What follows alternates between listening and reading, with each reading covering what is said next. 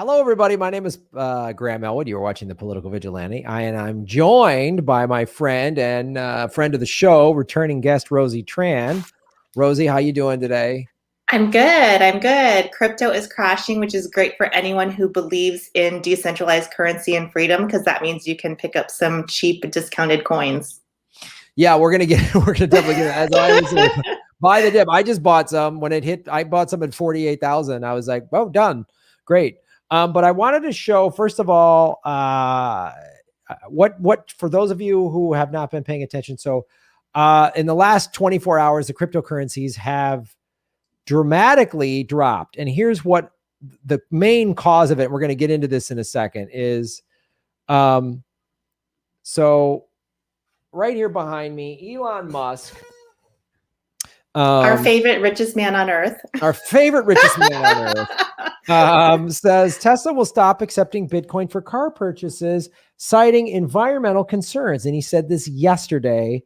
Tesla has suspended vehicle purchases using Bitcoin out of concern over rapidly increasing use of fossil fuels for Bitcoin mining, according to a tweet. He tweeted this out. And then this, of course, and I get this stuff from CNBC because this is the corporate media, which gets a lot of funding from the central banks, which is threatened by Bitcoin. Why everyone from Elon Musk to Janet Yellen is worried about Bitcoin's energy usage. Oh, really? Janet Yellen gives a shit about the environment? That's Janet Yellen, the former Fed chair. Yes.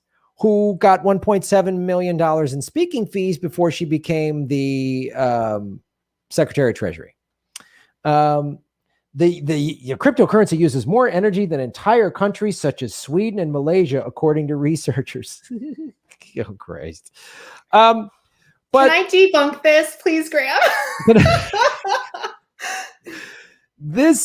Okay. And I'm going to show some other clips and some other, but so this is, I remember when I had you on my show over the summer, somebody asked in a chat, it's a legitimate concern. Oh, wow. Bitcoin mining uses a lot of energy, but then this hysteria is, first of all, so unfounded in so many ways, because it's like washing machines worldwide use a lot of energy. And some people who use washing machines are criminals. So should we then outlaw washing machines? Also, so there's that response, which is just, it's hysterical. And look, crazy. The powers that be know how to manipulate people. So, and they want to get people who care about the environment. I care about the environment, and they want us to go, oh, and so just get rid of Bitcoin, which is just don't use it because it's bad for the environment, which is a preposterous thing. If that's the case, then let's shut this show down right now, get rid of our cell phones and our iPads and everything else, and shut down the internet. The internet uses a lot of energy. I mean, so let's shut it all down if that's the logic. Or I don't know, maybe find, let me see if I can bring this up. Maybe find hold on.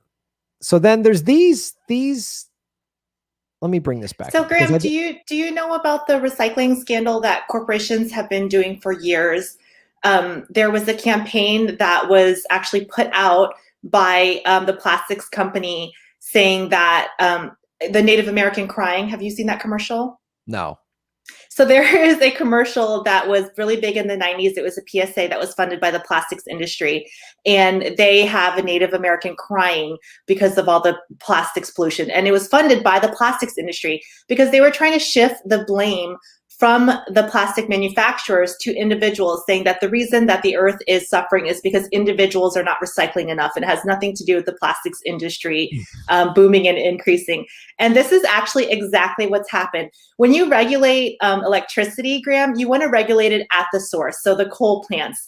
By this logic that Bitcoin is bad for the environment, you could actually say that Tesla's electric cars are bad for the environment, because a Tesla electric car can use electricity from a coal power plant. Yes. Right. So this is shifting blame away from the government and shifting blame and trying to put it on the individual, saying that Bitcoin miners are causing all this electricity consumption. That's the issue. Instead of looking at the fact that we still have coal power plants, we still have all of this dirty energy going on. So that is a huge, again, like I said, you could say, you know, a Nissan Leaf is bad for the environment if you're using this logic. Absolutely. And you can look, because it's not, and look, who's the number one polluter in the environment? The United States military. So, wow, let's get rid of Bitcoin rather than cut the American empire's crazy military budget, which outspends the next 10 countries combined. Let's not talk about that. Again, this is distracting. Exactly. You're and nobody talks about the petrodollar. Nobody talks about the fact that our dollar is based on petroleum trading. I mean, this is absolutely crazy. If you want to talk about dirty money, this is the same argument they use when they say, well, Bitcoin is used by criminals. And there's never been a drop of cocaine on a dollar bill. So, oh my God. The number one criminal currency is the US dollar. I mean, that's like, well, we could go on and on with this. And it is, I'm so glad you brought this up because it is so clearly a distraction. It's a distraction from the fossil fuel industry, which again, if you charge your electric car and the energy comes from a coal powered plant, it's still your a electric dirty car's car. dirty. Exactly. So this is just pointing the blame away from the corporations, away from the government, and saying, hey, you, Graham, individually, because you're mining Bitcoin, you're the problem. And here's the thing people don't talk about. Bitcoin is actually cleaner than a lot of other money because of the fact that you can mine anywhere. So if you decide, you're done with the US government and you want to move to the Cayman Islands or something, or you want to move somewhere and you set up a Bitcoin miner, it is going to find the cheapest, most efficient energy around. So if you have a solar panel or a wind turbine outside your house, it's going to go for that energy. And a lot of times that energy goes into waste because solar energy and wind energy can't travel long distances. So Bitcoin actually moves towards more renewable energies, which is something last time I was on your podcast I didn't know about. And I've done a lot more research because I heard this question so much, people saying it's dirty, it's dirty, it's dirty. When you do research about how dirty, physically dirty for the environment, the actual legacy banking system is, it will blow your mind. Of course. And that's what the heart of all this. I mean, we know that the central banks and the ruling elites are threatened by Bitcoin. Of course. Because look, you can become independently wealthy. I can become independently wealthy with Bitcoin or crypto in general, but Bitcoin specifically, without exploiting people.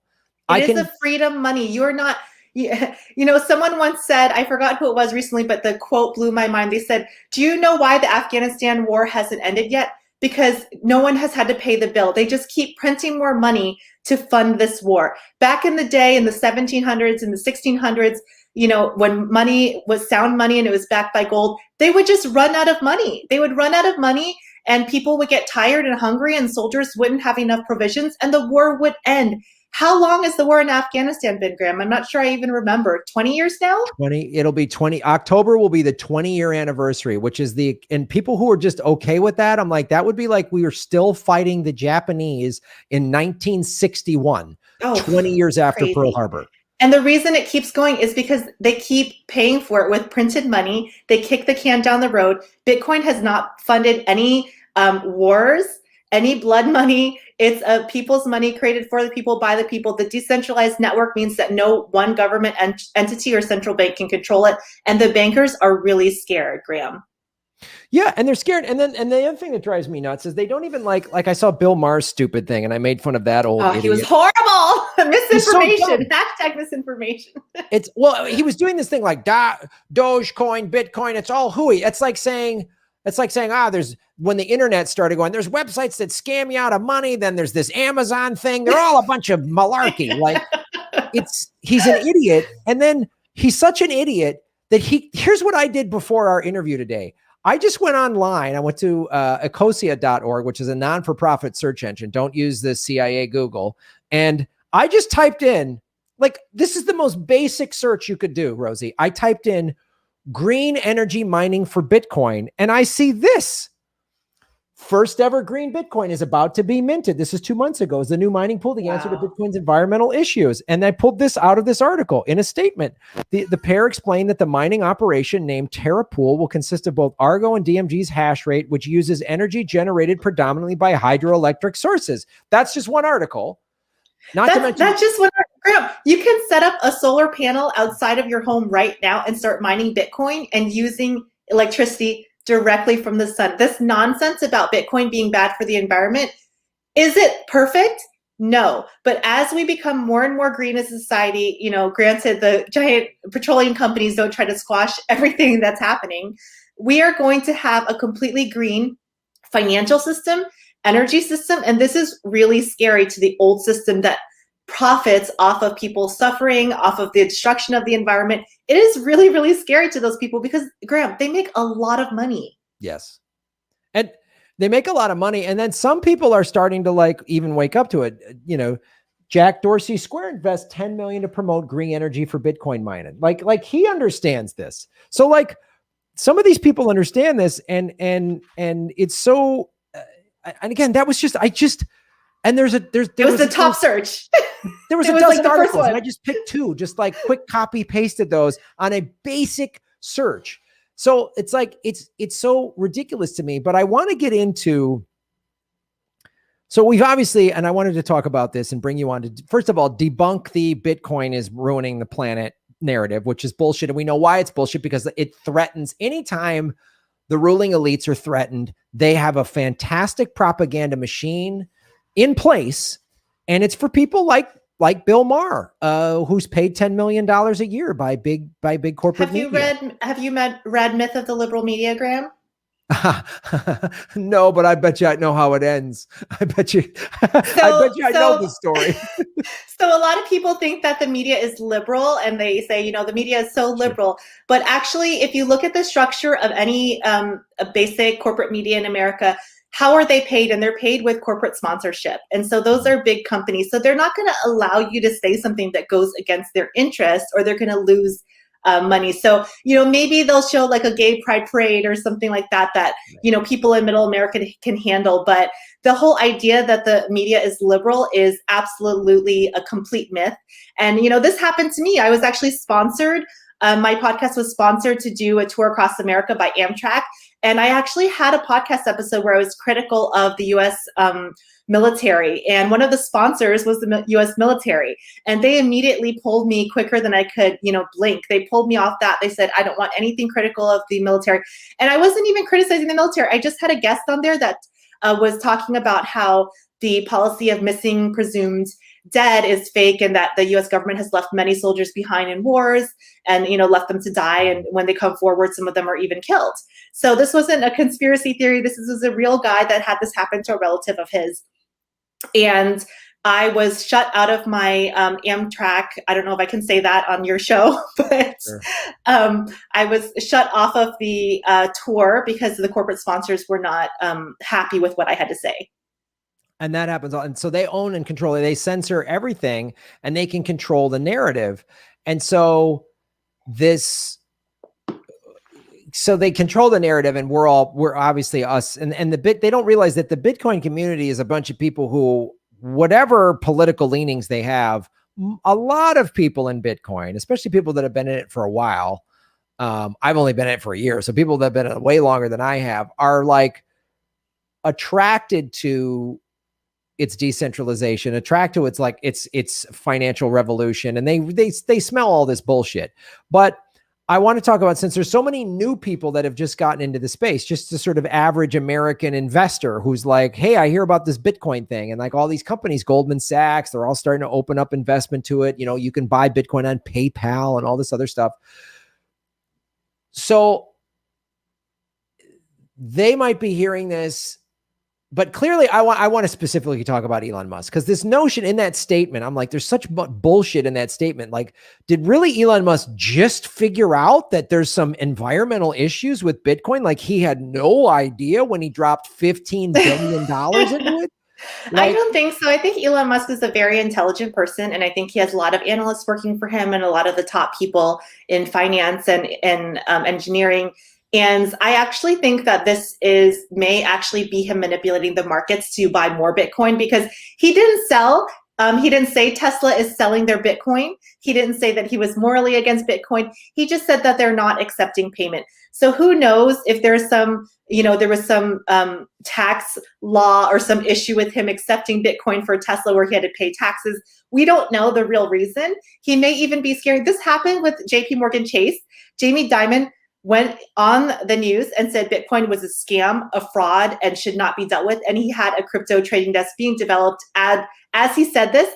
And he also made one of the largest Bitcoin and crypto purchases a couple weeks after making that statement. And that can be shown because thanks to Bitcoin and crypto being decentralized and they're having the ledgers on the blockchain, one of the large purchases was traced back to a JP Morgan Chase wallet. So we don't know if Elon is being honest or if he's manipulating the market. So maybe he can pick up a couple, 15 million more Bitcoin at a discounted rate. So unfortunately, that's illegal, but Bitcoin and crypto markets aren't regulated like the stock market, and the SEC hasn't really become savvy yet. So he can make these huge moves in the market with Dogecoin, with Bitcoin, and scoop it up all for himself, and there's no consequence. I think this is exactly what he's doing. That statement that he has no idea, it's so blatant market manipulation. It went down to 46,000, which from a high of 60. From a high of 60. And people were saying they were like, I doubt it's going to ever go below 47,000 again. So he manipulates this market. It's currently back up to about 50. So everybody's buying the dip again. And I have no doubt that he is doing this. And then he's going to come out with some, get the Tesla mining, solar panel Tesla mining gear. Or so exactly. He's in the world of electricity, right? Yes. This is what he does. His company is named after the second most famous electrical, inventor in the entire world. Elon knows about electricity, and I don't think that he's dumb. I think he's very, very savvy and very smart. And they sell solar panels. Exactly. like it's just preposterous to me. There's no way this isn't a manipulation for him to then swoop in and go, "Oh, Elon saved the day again." Elon is saving Bitcoin mining with the Tesla solar panels, only $30,000. Yes, he's gonna have. I mean, they already have. He's gonna have for sale a Bitcoin mining solar panel kit that you can buy for your whatever, and it's going to cost you 10 or 20 grand or whatever he's going to sell it for. I mean, he's already, there's no way this isn't a manipulation. And he just scooped up a bunch. I'm sure he bought a bunch of Ethereum right now. I'm sure he bought a bunch of, Litecoin was getting up to near 400 a coin. It's down to, they all came down. So I bet you he bought up a bunch of them, and maybe Cardano, whatever. You're totally right, Graham. I watch, you mark my words. I want you to have me back on the podcast when he releases his whatever. And I want you to play this clip because I guarantee you that is what's going on. And who I feel bad for is the average American who's trying to get a piece of the pie. This is just like the GameStop thing. The average American just wants to get ahead. They're trying to learn about crypto, invest in Bitcoin. And then something like this happens. And unfortunately, people who are not sophisticated, people who are just dipping their toes in the market may have sold for a loss.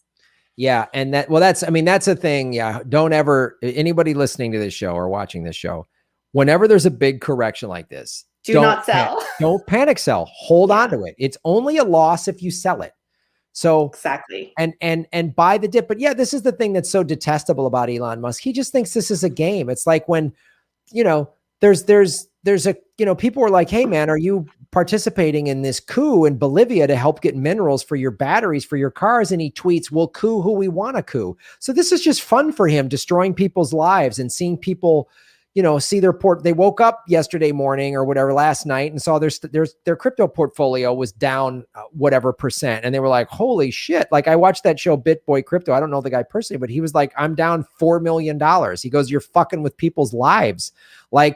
And because let me be real clear here, Elon Musk does not want BitBoy Crypto or you or I or anybody to become billionaires. He doesn't want that. He doesn't want us to be wealthy and have power, because if God forbid, if we have power, we might actually do something like, I don't know, end homelessness. Elon Musk could end homelessness and still be a billionaire. So could that bald bag of shit, Jeff Bezos, right? So they fuck them, because they made their billions exploiting people. They made their billions extracting wealth, resources, and labor from the majority of the people on the planet. Bitcoin doesn't do that, and they can't have that.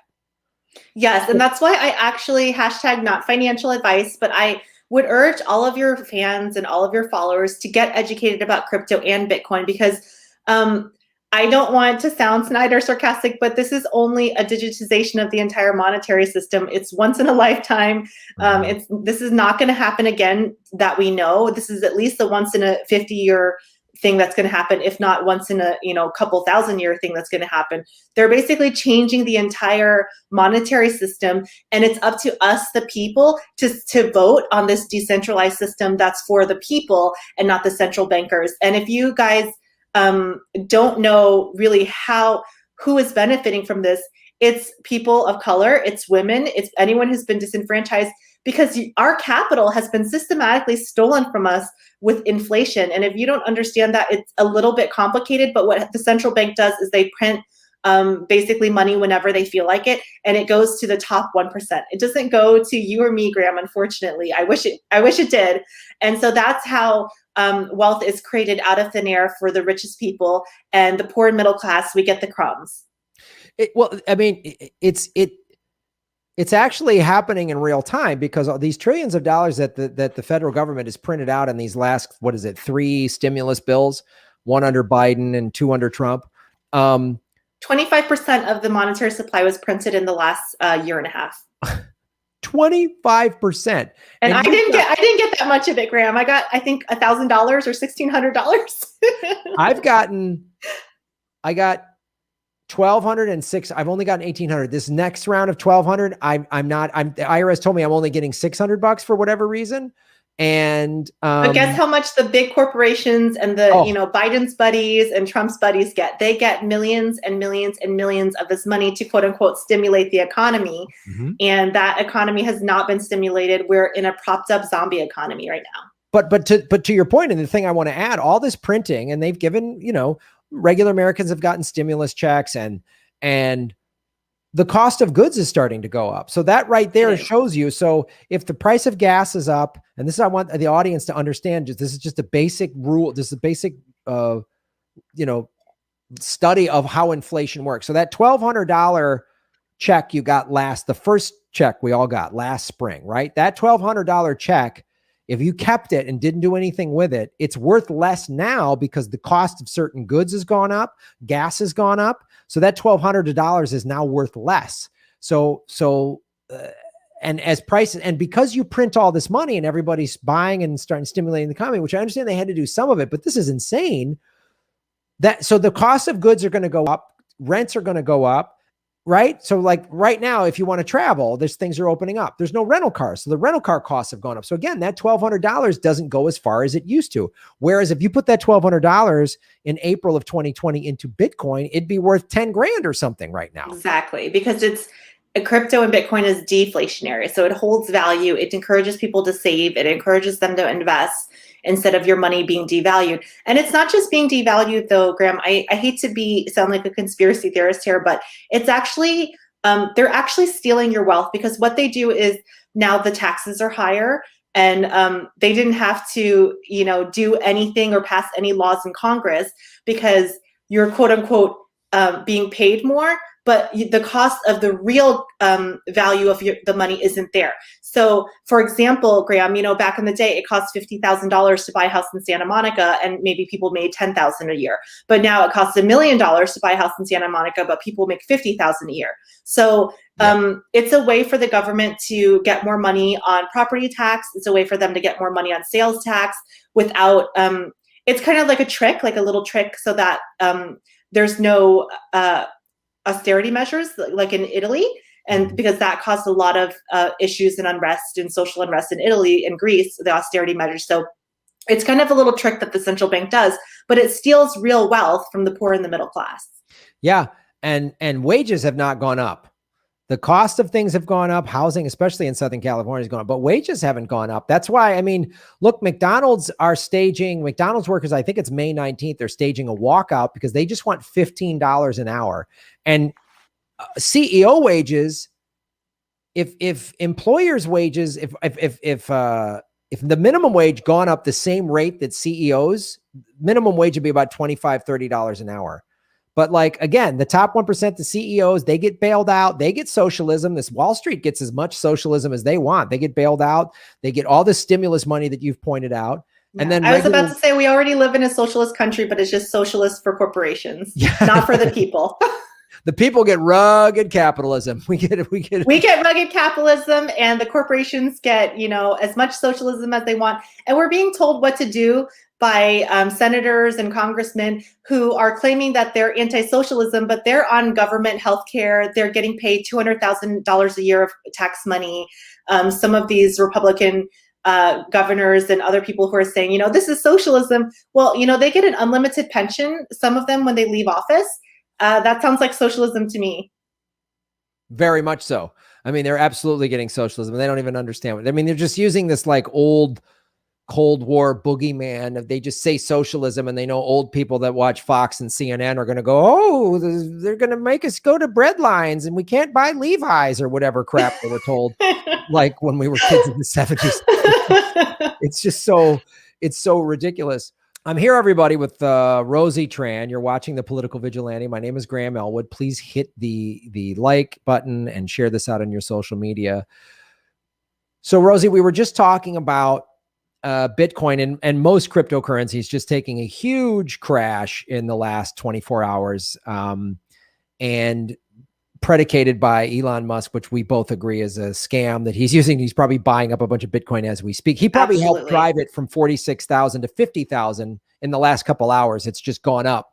You're telling me that a man that sells solar panels, that has an electric car company, does not understand the basic engineering of electrical mining? He probably understands more than 90% of people out there, including people in the crypto and Bitcoin community. He has engineers. This is all they do for a living. He definitely understands that Bitcoin can be can be mined in a green way. He just did it to drop. He just did it to push the price down. So buy the dip. I always tell everybody, buy the dip, do your own research, only spend what you're comfortable with. I'm not a financial expert, but buy the dip.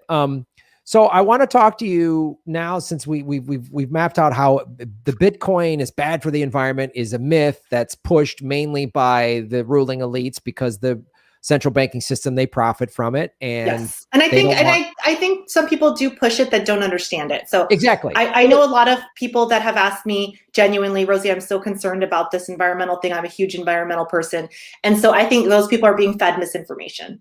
Absolutely. I'm a huge environmentalist, and I would, if I wasn't paying attention to Bitcoin and I heard all this stuff, I would probably go, uh-oh, it's bad.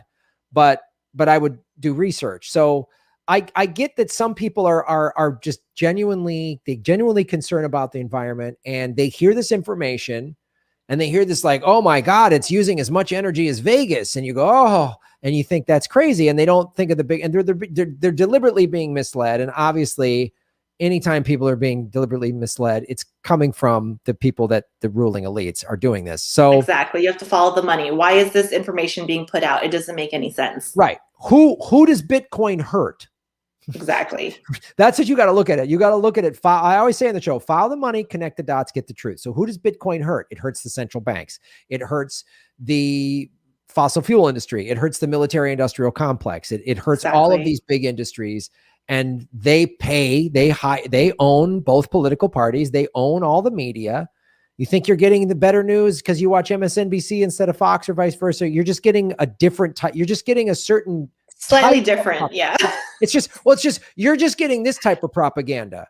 You know what I mean? Like it's like you think cherry flavored Coke Zero is different than it's still Coke. So, but I want to talk to you about, how do you see this? Obviously, this tactic by Elon Musk. The SEC hasn't caught up yet. They don't know how to regulate, and I'm sort of torn because I don't know that I want the SEC to jump in. But when Elon Musk is clearly manipulating, I don't know. But where do you see this playing out? Because we were on this, like, Bitcoin was moving sideways. It was sort of consolidating, but the altcoins, specifically Ethereum, hit an all-time high of 4,300 or something like that. Litecoin was moving up. Bitcoin Cash was moving up. All these other altcoins, led by Ethereum, obviously, which is the number one altcoin, and everyone's talking about all these other YouTube shows that I watch are like, we're heading into an altcoin season. Ethereum's going to be at 10 or 20 grand by August or September. Everyone's got these predictions, and they're basing them on very solid market analysis and market cap and stuff like that. So now that this wild card got thrown in there, where do you see things going? And how do you see, since the federal government and the Janet Yellens of the world are scrambling right now, and they're using the puppets like Bill Maher to scare regular people that don't know enough about it. Where do you see this? Where do you see this happening? Obviously, you're going to come on my show in about 3 to 4 weeks and go, see, we told you, Elon Musk just announced, fill in the blank. so we know that's going to happen.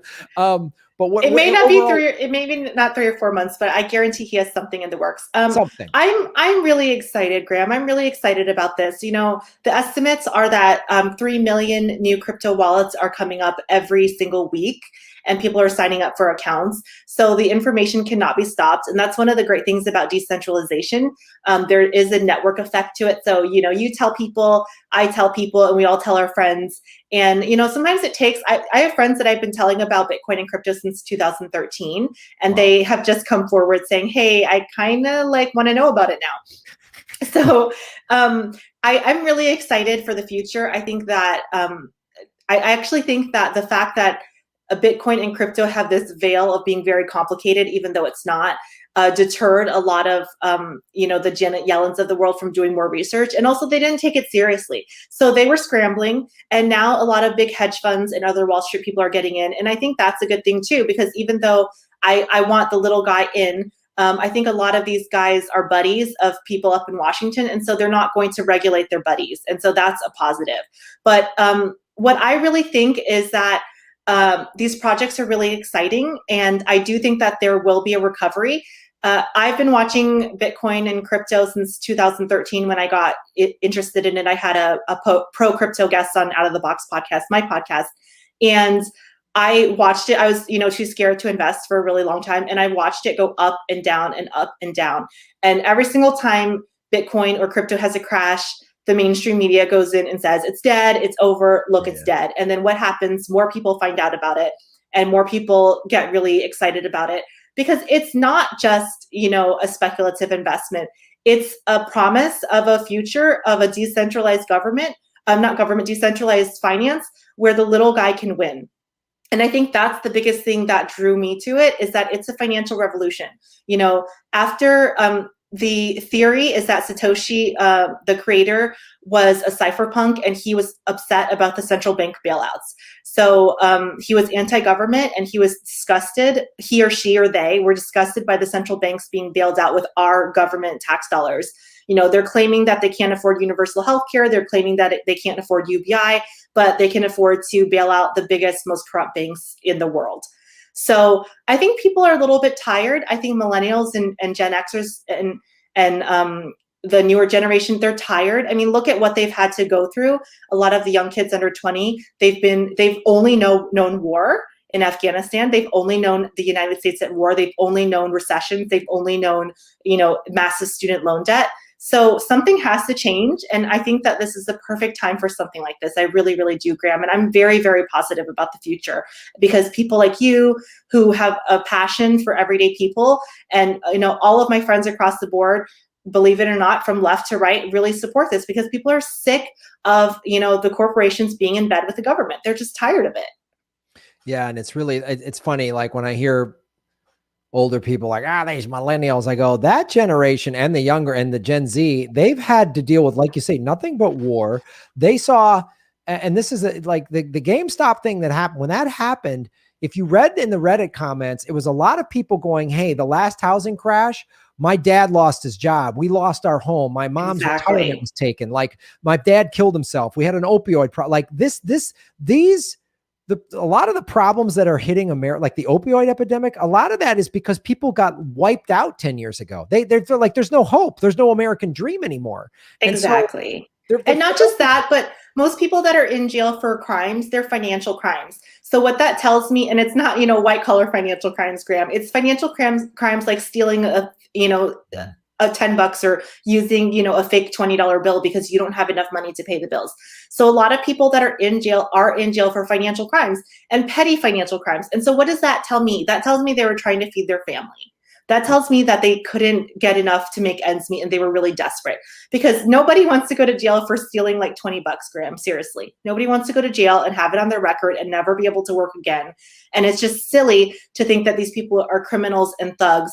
And again, a lot of people are in jail for, selling marijuana and other, violent and victimless crimes. So people are desperate. People are tired. And the younger generation is tired. And so I feel very, very hopeful. I really don't care what someone's politics are if they're a good person and they have a good intention. And I've seen people on both sides of the aisle saying, I'm pro crypto because, I'm sick of this corruption. I'm sick of, socialism for the corporations. And we're just tired of it. You're telling me that you can't afford to pay for someone's insulin, but you can afford to, I was working at Wells Fargo and Jack Stumpf did that huge crisis and he got $100 million bonus, Graham. Yeah. He got I thought it was $120 million severance package. He left. It was a severance package and a bonus. And you want to hear the crazy thing is that they tell these lies that they're regulating the financial industry. Again, I was a $20,000 a year paid assistant and they were regulating me. They were actually combing through my 401k for insider trading because of the new laws that were passed after 2008 to pretend to regulate the financial industry. So they were worried about me, a $20,000 a year assistant doing insider trading. Meanwhile, the CEO gets a $120,000 severance package. I'm not sure if that really adds up, but it didn't add up to me. Well, that's this constant narrative that I'm so tired of. Like you see something in the news, like somebody was getting unemployment when they shouldn't have. Oh, well, I tell you what, first, let's round up all these assholes on Wall Street. When they get all put in jail, then we can go look at someone who got an extra $6,000 because they were trying to make it through a pandemic. Like, exactly. Like, there's a lot of policing of the poor. There's a lot of punishing the poor. There's a lot of policing and punishing of the middle class. Yeah. And if you look at the tax incentives, even Biden's $400,000 capital gains in tax, it's only going to hurt the middle class. I don't know if you know this, but a lot of rich people, they don't actually make over $400,000 in income because their income comes from capital gains and real estate and other things like that. So the people that are making this money are, the upper middle class or the middle class. And so they're pretending like they're punishing the rich, but the rich have very expensive lawyers and attorneys and CPAs, and they're not going to pay this tax. Who's going to pay this tax, Graham? Unfortunately, people like us. Right. They never pay. Look, the tax laws are written by the rich. Exactly. So they have all this loophole stuff. They have a corporate, they run everything through their corporation and pay $0 in taxes. I mean, it's a show. It's a show so Biden can say, look, I'm liberal. I care about the little guy. But he knows very well that this whole tax thing it's a scam. Rich people do not make over $400,000 in income. The way the law is written is in income. Right. Oh yeah. And the rich people do shit like they'll have a $20 million investment portfolio and they'll borrow against it. They'll get a line of credit on 30% of its value. And so they're like, oh, I'm living on credit.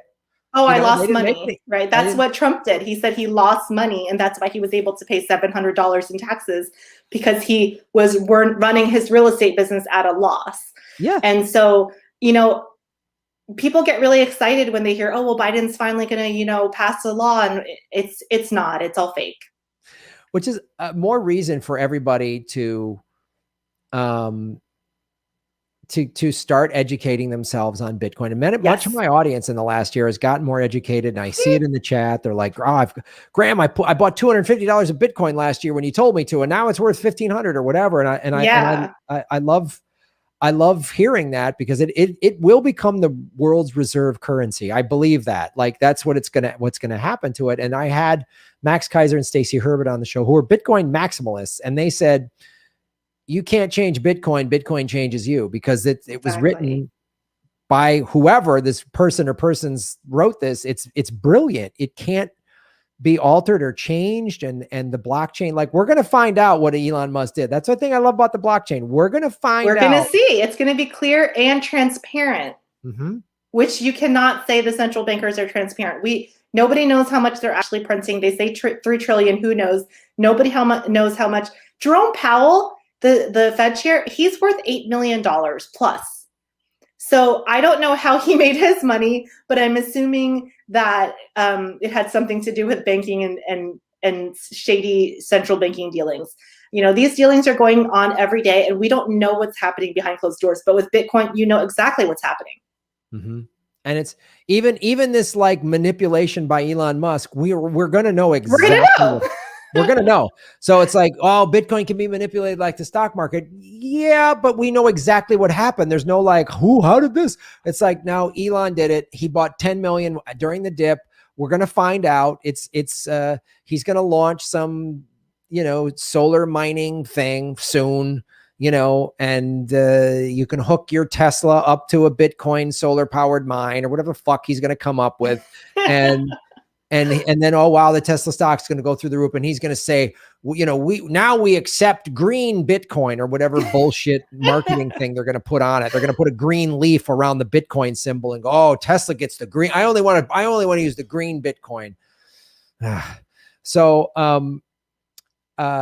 But it is, like you say, it is the most empowering thing for working regular people around the globe. It is, and not just that, Graham, but when you see people that are really getting into Bitcoin, it's in a lot of third world countries, a lot of countries in Africa and Venezuela, where the central banking is so corrupt that their currency is being devalued to zero. I mean, unfortunately, that's very sad. But in America, because we have a strong, petrodollar, and the U.S. dollar is the world currency reserve, we're slower to adoption. But in these countries where there's just rampant corruption to the point where it's so obvious, and people, just know about every single person, it's taking on quicker than it ever has, because, you can be walking around and have a phone with you with, $2,000, $3,000 of Bitcoin. And even if someone kills you, they can't get your Bitcoin because they don't have your private keys. So it's so safe. It's so secure. It's so secure. It's actually dangerous. I lost the keys to one of my Litecoin wallets and I lost a couple $100. Oh, wow. So, and it couldn't be cracked. My husband hired a black hat hacker from the internet, and we weren't able to crack it. So it's so secure. You need to protect yourself from it. Yes. Put it write down your keyword, your phrases, and put them in separate places, and put them in a fire safe or something like that. So hello everybody. My name is Graham Elwood. Boom. I'm sorry. Let me do that again. Hey, I'm trying to set this up into clips. I always got to make separate clips while I'm live. But first of all, hit the like button, folks. We got 422 people watching. We have over 284 likes. Let's get the likes up to 300, everybody. And let me just check over on the Rockfin, where we're at on the Rockfin. Somebody wrote, I'm going to read a couple questions here. My name is Graham Elwood. You are watching The Political Vigilante. I'm joined by a friend of the show and my friend, host of Out of the Box with Rosie Tran, who is also our first official crypto Bitcoin guest, was you, Rosie, last summer. Yay! Which is amazing. So I wanted to just read a couple of questions, folks, so you can support the show by going to rockfin.com/Graham Elwood and do the tip feature, which is I'm reading. We've been demonetized by YouTube. Oh my gosh, horrible.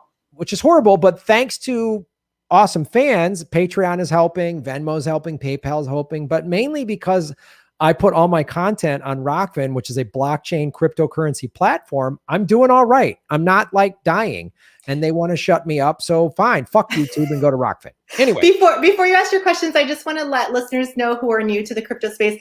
That's an example of the decentralized nature of it. Excuse me. Graham is on Rockfin and he's getting paid. He owns a part of Rockfin, so it's kind of like a co-op, right? So YouTube, right? The owners of YouTube.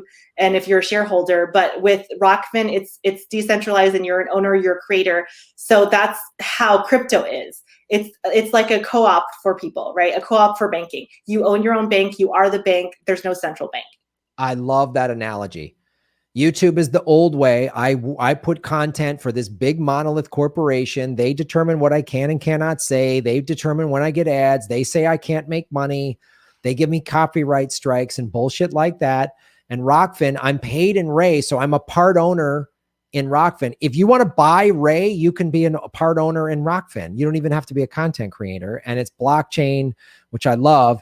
And so it's really, it's while the YouTube demonetization has been frustrating, I think in the long run, it's better. It's a happy accident. It's because or not an accident, but it'll be, whatever. We're making lemonade out of the lemons because it's building up Rockfin and it's building up my crypto knowledge for starters. But so I want to answer a couple of questions. This is from Mira Maxwell. Shave your knuckles for justice, Mira. How about the environmental effect of gold mining? Mining of other metals used to store value. How about the energy to transport and store the physical assets? Wow. Exactly. Another great example. Wonderful example. And like diamonds, like here's Bill Maher talking about this rich guy who goes to Hollywood parties. I don't know if he wears diamonds. He's probably got a Rolex, but he has no problem with diamonds, which are literally African slave labor is how diamonds are mined. But no one in Hollywood has a problem with that when they go to their award shows and they're worth $40,000 worth of slave diamonds. That's not a problem for everybody, apparently. So thank you for that. Jim Garrison, great guest. Thank you, Jim, for supporting our show. Very much appreciate it. Hi, Jim. Hi, Jim. Annabelle Corley, watching from down under in Australia. Shave your knuckles for justice. Wall Street will invest in anything that makes them more money. Their greed knows no bounds. For them to try and discourage regular Americans to invest in crypto makes sense. They will never change. This is a great point. Again, it's what we talk about on this show, what you and I have been talking about. Follow the money. Where are the smears coming from? Who's generating them? And what is their motivation? And it's like, again, Bill Maher doesn't want some 26-year-old kid or single mom to become as wealthy as him because he got his wealth through traditional media. I'm not taking anything away from him as a comedian, but he's not as funny anymore because once you have a these kids today bit in your act, you're not a touch old man. I'm sorry, you're done. He is, but his act, I saw the clip and it wasn't just that it wasn't funny. It was a lie. He was talking about things that were not factual. He was talking about things that were not well researched. And that was really, really sad because it could have been funny if he took it a certain way and used facts. So I was really sad that he decided to go in that direction. And he, when he lumped them all together, I was like, God, he doesn't even he just sounds like somebody that doesn't understand software or like just there's different technologies for things. Like Ethereum is like a technology. It's different than Bitcoin. He doesn't understand that. Other like altcoins and projects are you kind of getting excited about? Because there's altcoins I always tell people basically, as it was explained to me, Bitcoin is like gold. It's a digital asset. It can never change. And the altcoins are I treat them like stocks. They can, some of them, even if they're on the blockchain, if they're using Amazon servers, they can get shut down. They might have an owner of a company who's pumping and dumping. It might be a scam. I don't know. They could get bought out. They could go out of business, blah, blah, blah. So I just say people just do your research on each individual altcoin because they're all very, very different. So what altcoins are you into or are excited about, or what new stuff is happening in the altcoin space for you? So before I get started, I do want to say hashtag not financial advice and reiterate to do your own research. I love the altcoin space. I know there's a lot of Bitcoin, what's called maximalists, which only believe in Bitcoin. I think Bitcoin is a great store of value. I think it's a great digital asset, but also I'm very passionate about a lot of the projects that are out there. And I want to say that it's a little bit closed-minded to be such a hardcore Bitcoin maximalist because a lot of these projects are new. They're in their infancy. We don't know what's going to happen. We don't know what kind of programs are going to be created on top of them.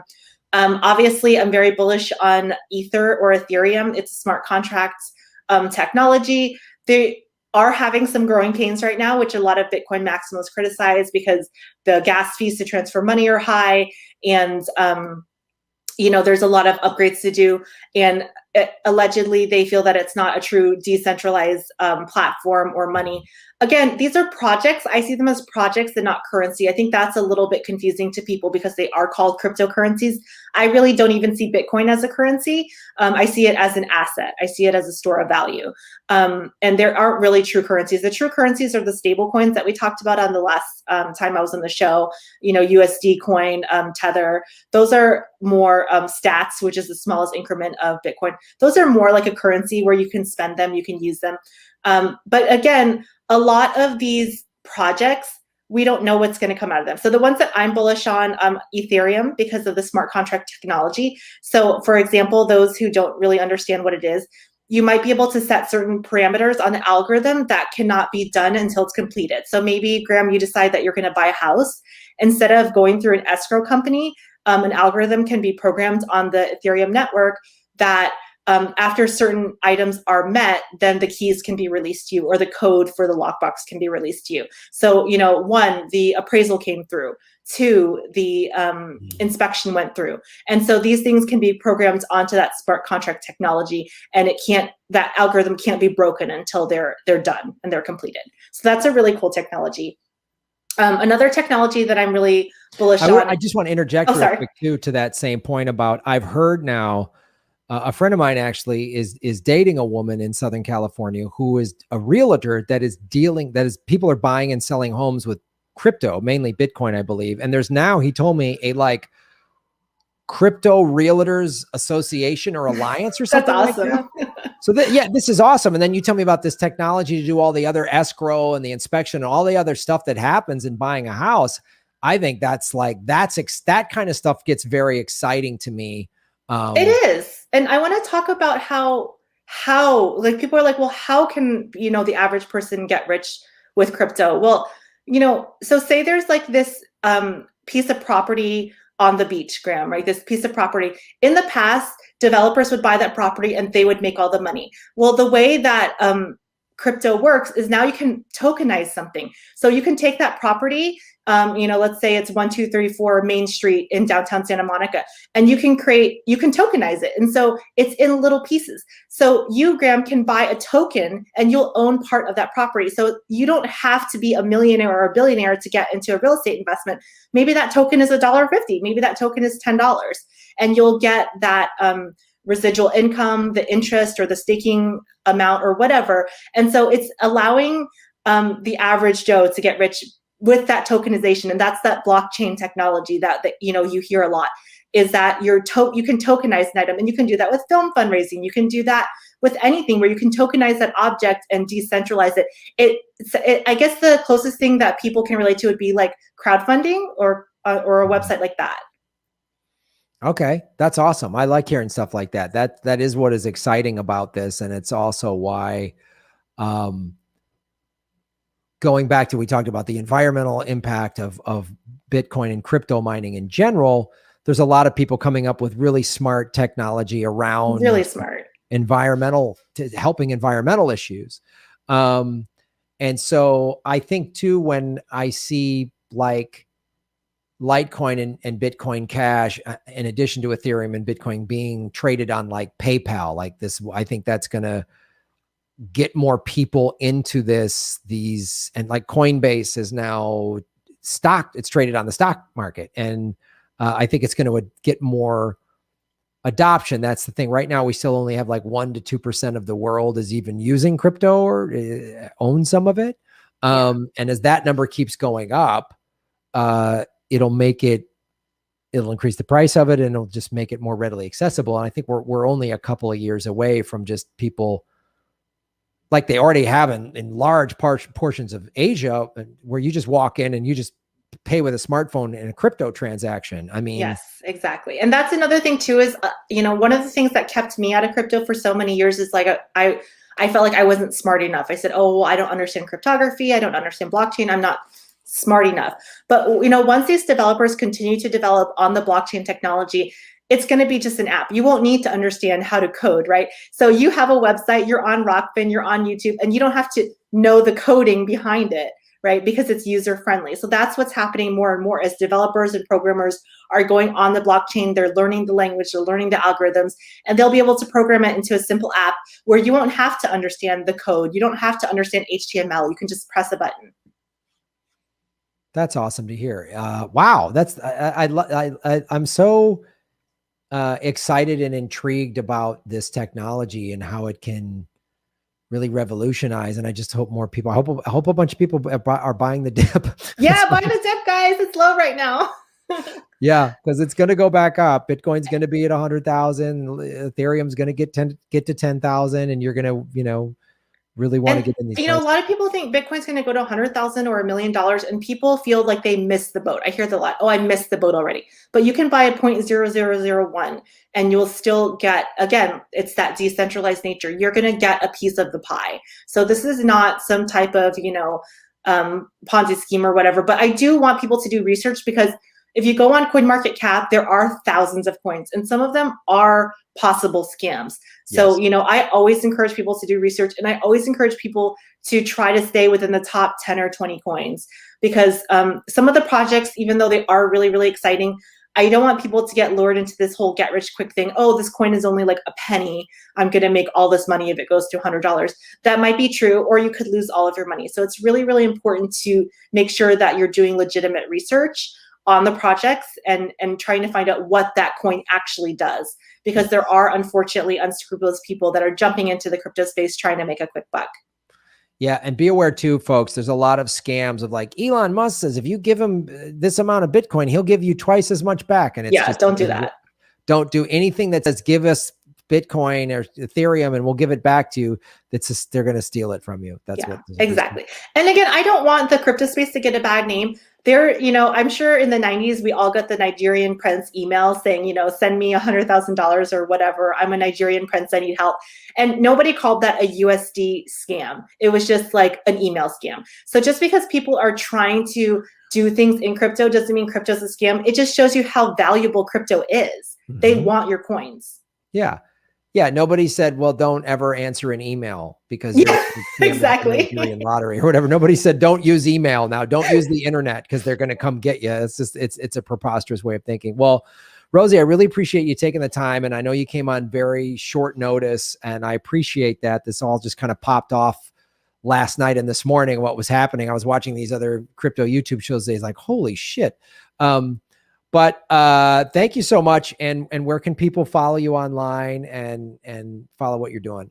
So believe it or not, Grim, I just got on Rockfin recently. I know it's crazy.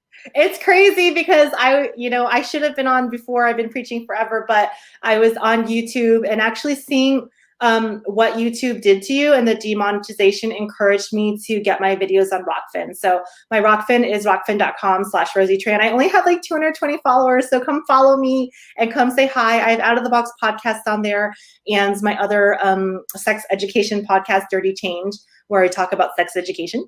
What? And when did that start? It's only a 6-episode series. I did it with a male porn star. He's the sex. I'm the funny and the education.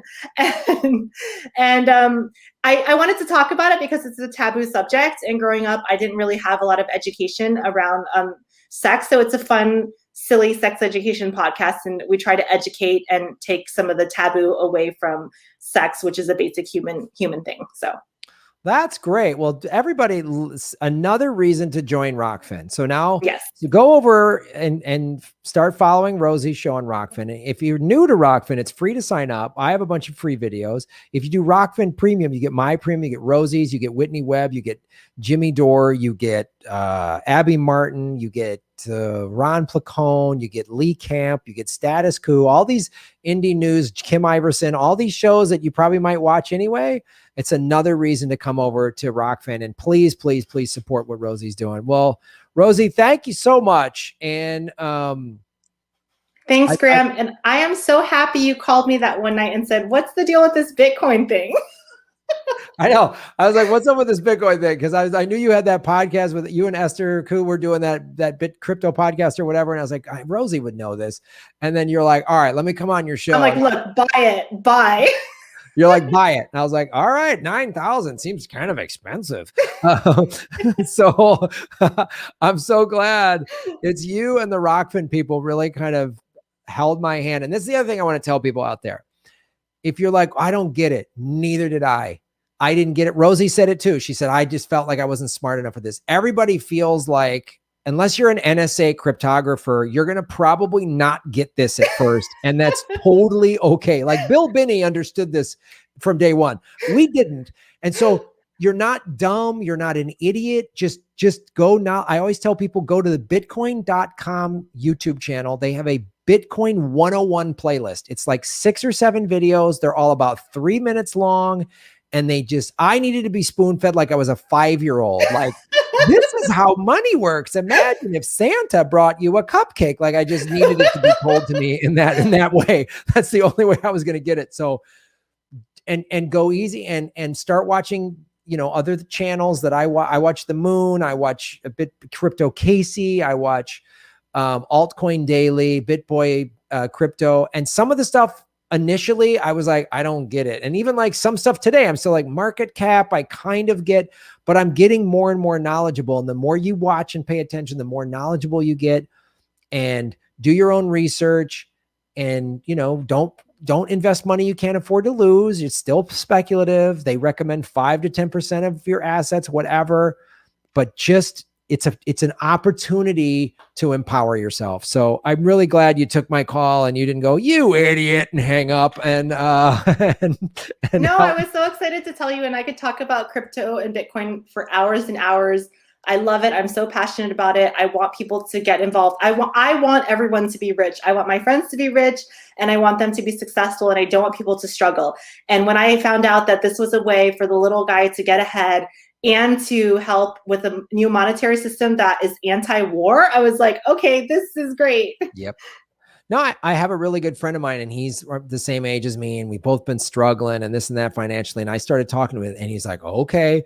And then he was like, he's the guy who got me into Litecoin. He bought Litecoin at like, $85 or something. And he was like telling me, and now he's got, man, my portfolio, and I started with this amount and now it's worth that amount. And even after today, he's still like up, we're all, and so, yeah, it's great to, and he's like empowered. We're both like, okay, right on. And my goal, since the banks and the corrupt two-party system let the banks steal my home, they stole my home and 6 million other people's homes. My goal is, if these altcoins go through the roof like they say they're gonna, I want to buy a place and be like, suck it, I got a house for crypto, eat it, Exactly. And it's crazy, because once that's the big dive that really switched me, was getting into crypto and Bitcoin and learning about the central bank and how the central bankers steal our wealth and give it to the ultra rich. I couldn't believe it, Graham. I was shocked.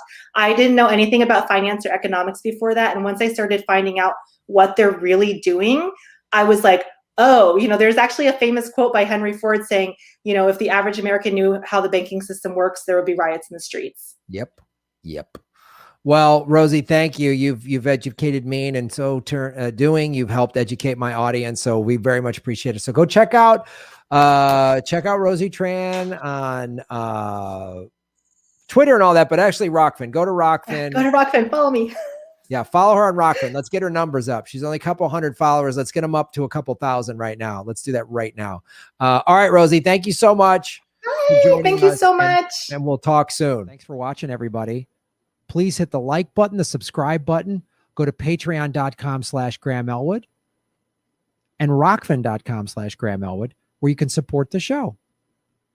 Also, I have a Bitcoin wallet, a Bitcoin Cash wallet, and an Ethereum wallet in the show notes. We're taking cryptocurrency. I have a Coinbase affiliation link. We're going to be getting on some other exchanges. So that's how you support the show. Make sure you hit the subscribe button. YouTube is unsubscribing us at an alarming rate. I have a PayPal button at grahamelwood.com. I even have a Venmo at Graham-Elwood. There's a lot of ways to support our show. We are getting crushed by YouTube. We've dipped under 73,000 subscribers because of YouTube. Thanks for supporting what we do.